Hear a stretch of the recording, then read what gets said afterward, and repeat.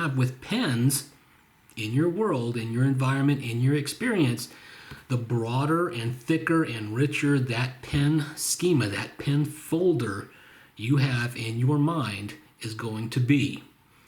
So the easier it is for you in the future when you see something else that closely resembles what you already know to be a pen, the quicker and easier you are to identify this as also being a pen, because it shares a whole lot of characteristics with what you know to already be a pen.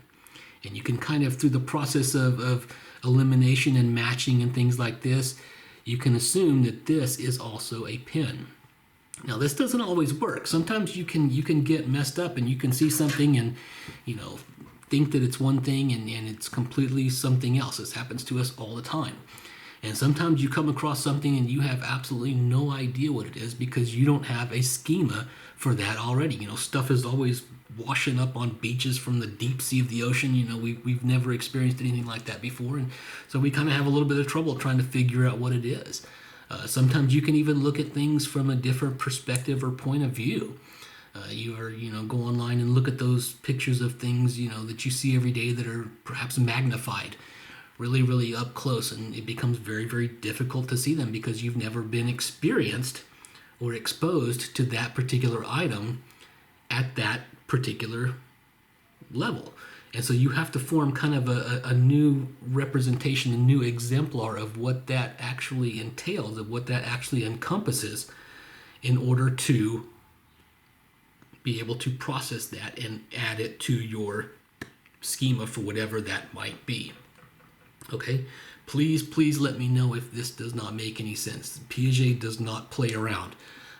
Again, this is a lot easier to do in person, and I'm sorry we can't, interact and I can kind of gauge and feel for how you guys are taking this. But these next couple of chapters especially are going to be a lot to kind of take in. And doing it through this camera, it's just not the same. But again, every single thing you come in contact with, every single item you have, you're able to add each of these things into each individual schema that you have. Okay, we're gonna come back to that when we get to assimilation and accommodation, but just know that your schema is the individual recognition factory of what it means to be something, of what it means to be a pen. Okay? All right. So please, again, let me know in the chat or send me an email or something if you don't understand that, and I can do my best to walk you through it. Psychologists embraced his views that children actively construct their cognitive roles. They go through a series of stages. So Piaget had these distinct stages that he thought that all of us went through, and we're going to talk about Piaget stages again here in just a second, but it's very important that he kind of dissected childhood development, especially. Piaget was a child psychologist, and he dissected our level of development into very, very distinct stages. And as you graduate from one stage, you move from one means or ability to process the world, and you start to take on forms of another, and you start to look at the world differently, and you're able to process different things in a more sophisticated manner. All right? Piaget said that two processes are responsible for how people use and adapt their schemas. Okay, here we go again. This is another way that he said we use these novel ideas of schemas to kind of make sense of the world around us. Oh, hey, baby. It's my puppy. How's it going, girl? You being a good girl. Yeah. Okay, all right. So, back to schemas. So the first of these is assimilation. The second is accommodation. Now again, they sound very similar and they might even seem a little bit similar, but they're not. Assimilation. Okay, you have a pen schema. All right, again, you've never seen this pen before until I just showed it to you, but we all have the ability to recognize this as a pen because we have enough experience with pens in our past that we know that this fits the form, function, It mimics a lot of the behavior of pens that we have recognized and know to be pens in the past. It looks like it feels like it weighs pretty much the same. All of these things scream that this is a pen. We have no problem with that. All right. Assimilation. Okay, we have a pen schema. We all agree that this thing right here is a pen. Now, you have never experienced this pen. I haven't shown this pen to you before. You know this is a pen. How do you know what this is? All right, you look at this. I'm going to do my best to kind of show it to you. You can look at it and see that it matches kind of the same form. It looks like a pen. That's a good start. All right, it's got that little clippy, whatever this thing is here, just like this thing we know is a pen. This thing also has that. Oh, that's another good start. So we're starting to kind of check things off of our pen list. We're trying to figure out what this is right here. We've never seen it before, and we have to figure out what this is right here. But we know that it's very, very similar to this. So we're going to kind of jump to the conclusion that this is also a pen. But again, how do we know? So we kind of play with it. We might take it apart and look at this and go, ooh, okay, it's got a point just like this. It doesn't exactly have the exact same thing. On this one, you have to kind of push and this comes up, etc. But on this, you remove the cap. That's something we haven't seen before, okay? The only pen we know is this. It does it like this. Now we have this. Okay, now we might ask someone, what is this? You might ask Mama, what is this? Mama might say, well, this is a pen. And you already know that this is a pen. So now your pen schema is 2 exemplars wide. You have 2 examples of what a pen is. You have just assimilated this into your already existing schema for pen. Now you know that this is also a pen. And now your experience of pen is this much richer, broader, more sophisticated. And so when you see this, it becomes that much easier for you to instantly recognize that this is a pen. You don't have to actually experience this and ask each individual thing, what is this? You become that much smarter, that much more developed, that much more experienced, that you know that this probably is also a pen because it also resembles the 2 things that you know to already be a pen. So we're going to label this as a pen. Now our pen schema is 3 exemplars wide. And you can see how this is going to kind of, grow exponentially. And the more pens you come in contact with, the greater, richer, more diverse your schemas become, and the easier it is for you to assimilate other pens into your already existing schemas. Okay, so that's assimilation. How you know that something is the same as something you already know exists. Okay, that's assimilation. Accommodation is something completely different. But again, it's going to seem pretty similar. Let's stay with this pen motif. This works pretty good and it's nearby so I can reach it. Here, we got pen, right? Now, I pulled this out. What is this? Is this a pen? Well, you can't really see it, but no, it's not. It's a pencil. But it looks like a pen. It serves very, very similar role as a pen. It's a writing utensil. It has a little clicky thing at the back, etc., but it is not a pen. Now, when you first come in contact with this, matter of fact, probably when I first showed it up to the camera, you might have assumed that I pulled out another pen, but I didn't. I pulled out a pencil. So, this is a pen. It's very similar to this, but these 2 are not the same. This is something entirely different. This is a pencil. So you cannot put pencil into your pen schema. You have to accommodate your already existing schemas to now include pencil. You have now created a new schema for pencil based on your previous experience of pen. You have ruled this out as not being a pen because it does not serve, it does not hold enough things in line that it can also be considered a pen. It's erasable, for example, although they have some pens now that are, it uses lead, not ink. So how you define and how you divide certain things, everything you know, i.e. what is a pen, you have to take all of those things into account when you come into contact with something else, because you will make mistakes. That's why children assume that all four-legged animals are cows, for example. And you have to teach them that no, this is now a horse, or this is, a camel or a hippopotamus or whatever it is, because they have seen cows before and you've taught them that this is a cow. So they assume that all four-legged animals out in the field with a tail eating grass are cows. But the first time they see a horse, they might point out at that cow or that horse and say cow. And you have to correct them and say, no, that's not a horse. That's not a cow, that's a horse.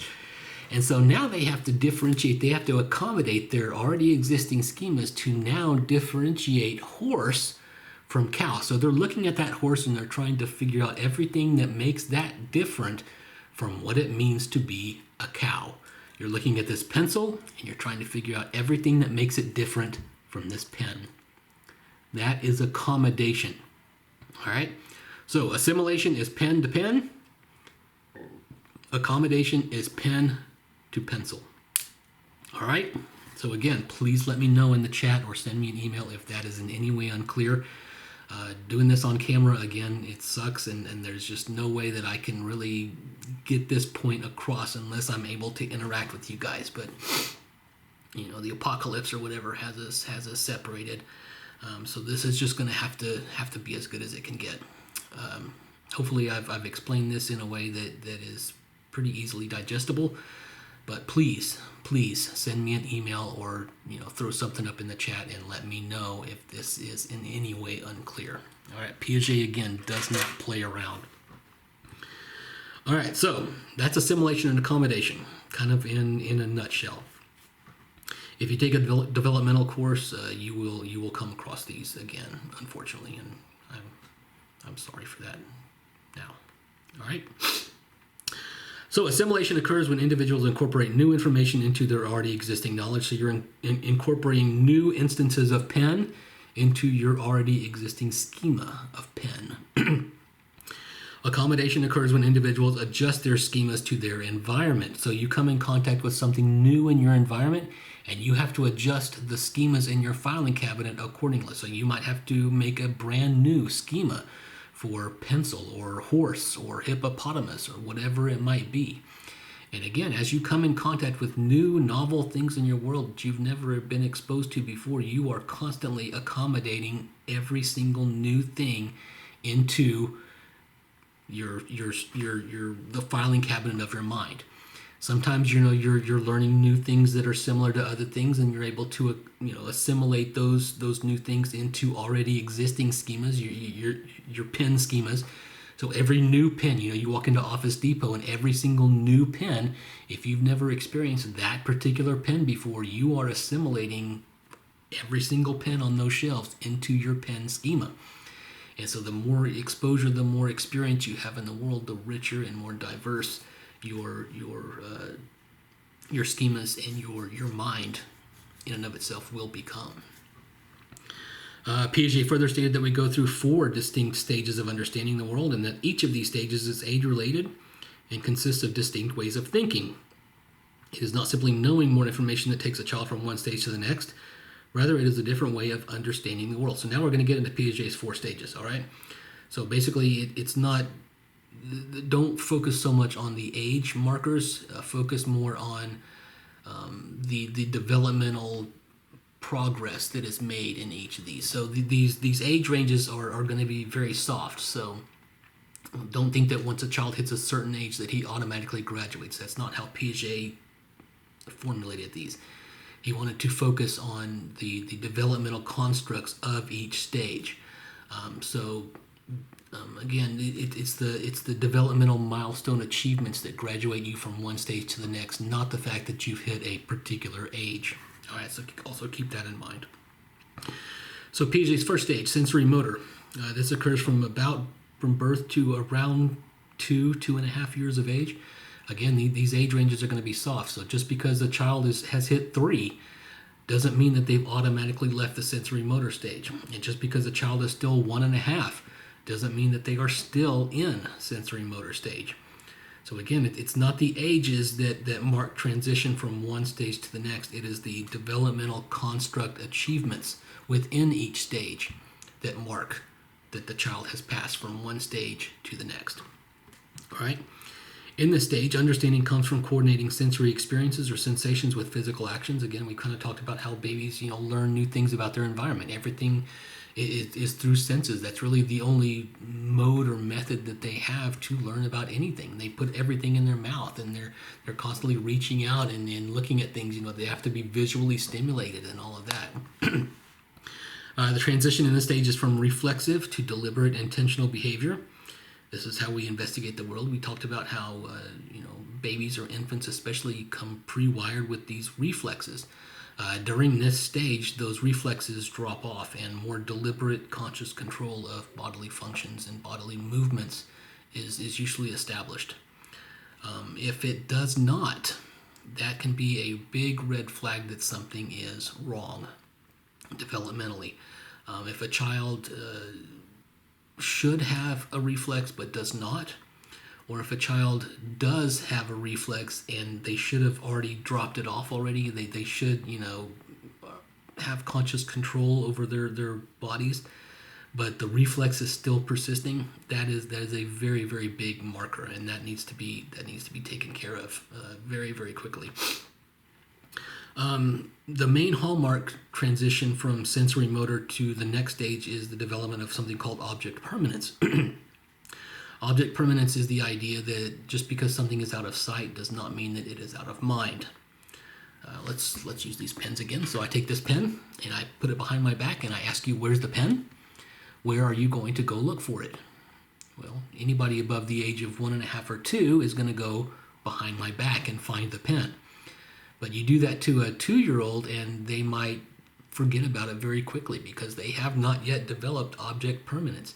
This does not cease to exist on the face of the earth just because it's not in their immediate field of vision.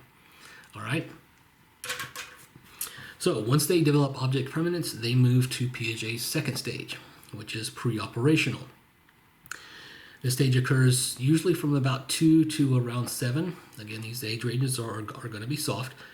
Thought in this stage is more symbolic than sensory motor, and they begin to represent their world with words, images, and drawings. So they start to express themselves, and they do that with usually very, very rudimentary drawings. These are the children that draw their parents' pictures, and their parents put these pictures on the refrigerators or whatever.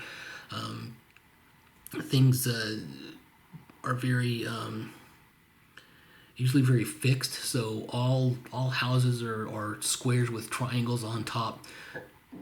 They usually draw representations of things like their families or something.